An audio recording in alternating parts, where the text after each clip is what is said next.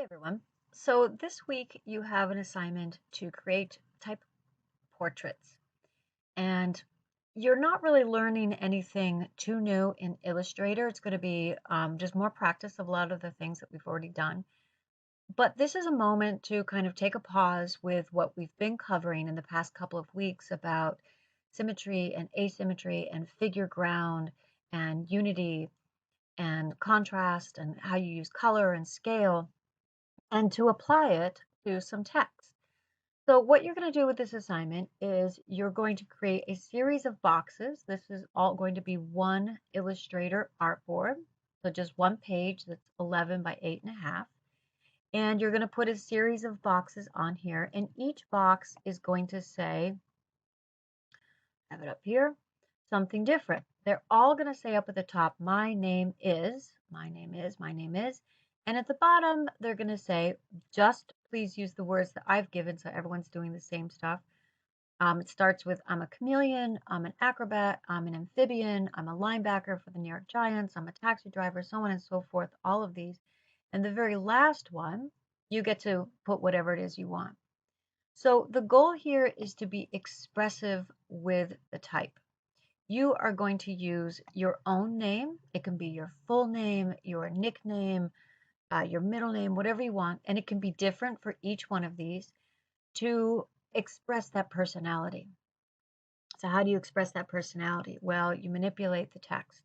You can create images like these lines here using shapes, but be careful because I'm still looking that you are using the text to express the personality and not the things, the images that you brought in. So I put up past student examples, and I can't guarantee that every single one of the examples, like in all of this, I say is perfect. Put it up kind of just like as a reference, but I'll show you this is a really good one of my name is Ashley and I'm an amphibian. So she manipulated the text of her name, Ashley, to really look like an amphibian. So that's a really great example. This one here, my name is Ashley and I'm accident prone. There's nothing really so much about the text that looks accident prone. I would say that she's relying too much on the paper here.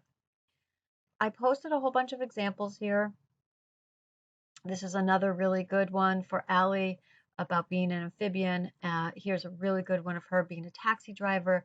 So she manipulates the words and uses that yellow and black checkered pattern that we associate with taxis, and that's really good. But it still is really all about the text and like how it's expressing it. Where this one here, Allie, and this cute, and there's like the bee, and it's cute, but it really kind of relies a little bit more on the image to express that she has an allergy. There's nothing in particular that represents like allergy through just her name. This one, I think, represents the linebackers. Some reason it's missing the text though, but because of that association of the colors and everything. Okay, so I'm just going to briefly go over what you're going to do in Illustrator. So you're going to start out with a new file, and this is going to be 8.5 by 11. So 11 for width and 8.5, and it's just one artboard. And you're going to create it. And what you're going to do is take that rectangular box like you've done for so many other practices, and I want to have no fill and a black stroke of 1. And I'm going to start making my boxes. Now, I'm not giving you any of the measurements, so you have to figure out what measurements your boxes should be so that you can fit 3 across and have a grid and 4 down. And then what I'm looking for is that you use your guides, and you use your guides so that you have even margins on either side and even spacing in between. So remember, you can go under View to find your rulers if they're not there already. And then once you have your rulers, you can, so I'll do it on this document, go under View, get my rulers, show rulers. And once you have your rulers, you click into the rulers and you drag them down, and that gives you your guides here. And if you ever need to move a guide, if you right click on it, if it is locked, if you can't move it with the arrow key, it might be because it's locked, but you should be able to just take your selection tool and move it. If you ever find that it's not moving, it might be locked. So you can just go to right click and unlock. So mine is unlocked already, so I have locked here, but if it was locked, I would right click and I would have to go to unlock. All right. So we've already gone over steps of like how you can create multiples of these, but I'm taking my selection tool and I could hold the Alt key down and drag it over and then create another one over here.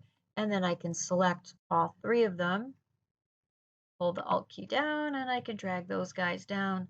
So it looks like I probably made mine too large. I'm not going to be able to fit 4 onto here. So my suggestion, what I'd like you to do, because again, I want you to sort of figure out this grid layout, is look at the largest, the one with the most amount of text, and it's this one. I am a linebacker for the New York Giants. This is the largest amount of text. The font size, I would say, is pretty good. If don't have it anything smaller than 11 points, 12 or 11 points. So try to put in, so take your text tool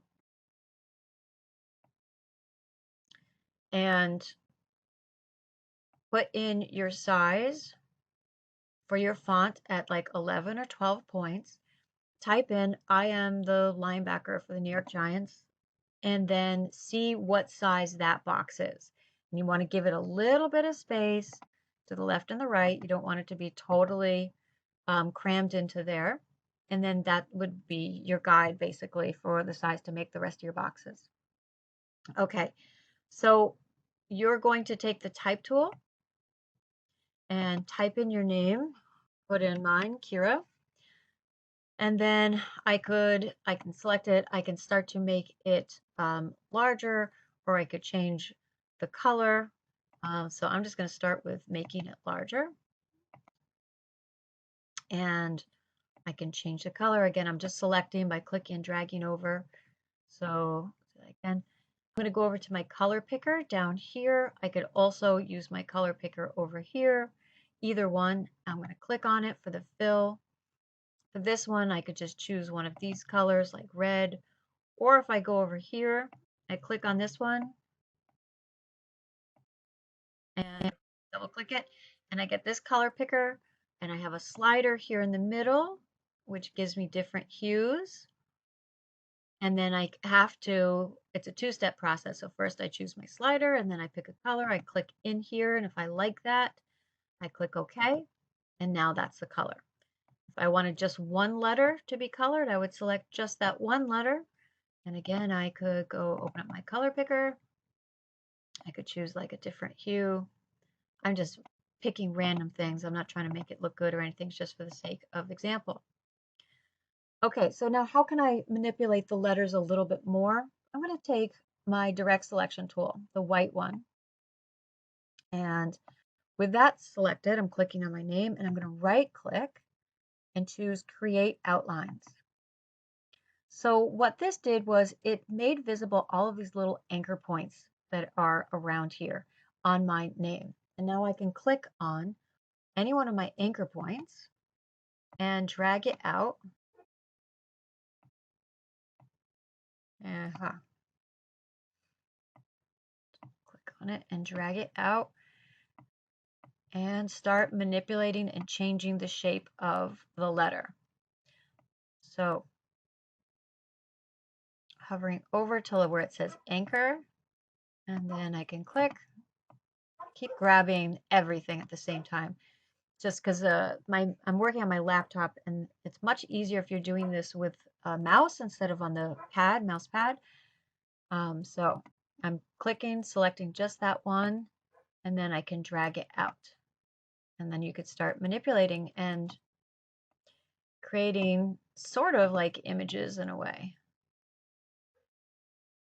Okay, if I want this to be curved instead, I can come over here to my properties and I can choose this convert selected anchor points to smooth, and now it is smooth.